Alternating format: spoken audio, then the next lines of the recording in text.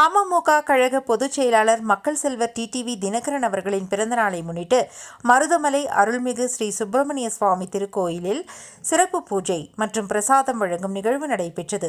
அமமுக முன்னேற்ற கழக பொதுச் செயலாளர் மக்கள் செல்வர் டிடிவி தினகரன் அவர்களின் பிறந்தநாளை முன்னிட்டு இன்று காலை கோவை மத்திய மாவட்ட கழக செயலாளர் பி. பாஸ்கர் தலைமையிலும், முன்னாள் கூட்டுறவு சங்க துணைத் தலைவர், கோவை வடக்கு சட்டமன்ற தொகுதி பொறுப்பாளர், வடவள்ளி பகுதி கழக செயலாளர் ஜி. கருப்பசாமி ஏற்பாட்டில் மக்கள் செல்வர் அவர்களுக்கு மருதமலை அருள்மிகு ஸ்ரீ சுப்பிரமணிய சாமி திருக்கோயிலில் பிறந்தநாள் சிறப்பு பூஜை மற்றும் பக்தர்களுக்கு பிரசாதம் வழங்கும் நிகழ்வு நடைபெற்றது.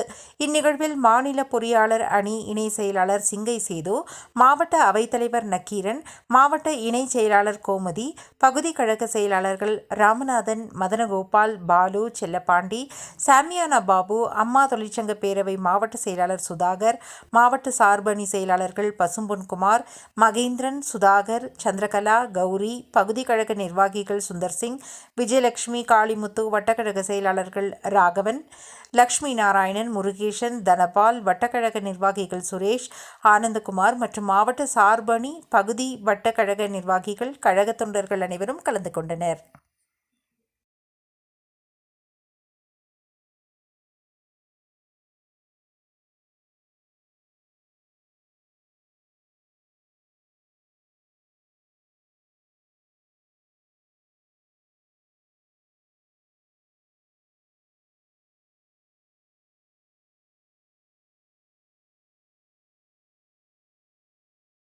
அம்மா மக்கள் முன்னேற்ற கழகம் கழக பொதுச் செயலாளர் மக்கள் செல்வர், வருங்கால முதல்வர், எங்களின் எதிர்காலம் அண்ணன் டிடிவி தினகரன் அவர்களின் 63வது பிறந்தநாள் விழா கோவை மத்திய மாவட்டத்தின் சார்பாக மருதமலை முருகன் கோவிலில் தொடங்கி அதன் பிறகு அவரின் பேரில் சிறப்பு அர்ச்சனை செய்யப்பட்டது. அதன் பிறகு பிஎன் புதூர் சக்தி மாரியம்மன் திருக்கோவிலில் பூஜை நடத்தி அன்னதானம் வழங்கப்பட்டது.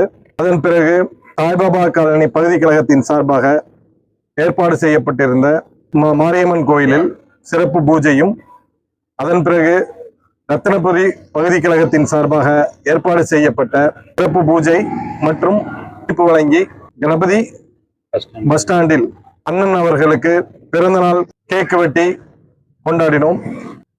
வருகின்ற சட்டமன்ற தேர்தலுக்கு தயாராகவும் மற்றும் எங்களது கோவை மத்திய மாவட்டத்தை சேர்ந்த மாநில நிர்வாகிகள், மாவட்ட கழக நிர்வாகிகள், பகுதி கழக செயலாளர்கள், வட்டக்கழக செயலாளர்கள், பகுதி கழக நிர்வாகிகள், வட்டக்கழக நிர்வாகிகள், சார்பணி நிர்வாகிகள் என அனைவரும் இந்த நிகழ்வில் கலந்து கொண்டு மிகவும் சிறப்பாக ஏற்பாடு செய்திருந்தார்கள். அவர்களுக்கு எனது மனமார்ந்த நன்றியை நான் தெரிவித்துக் கொள்கிறேன்.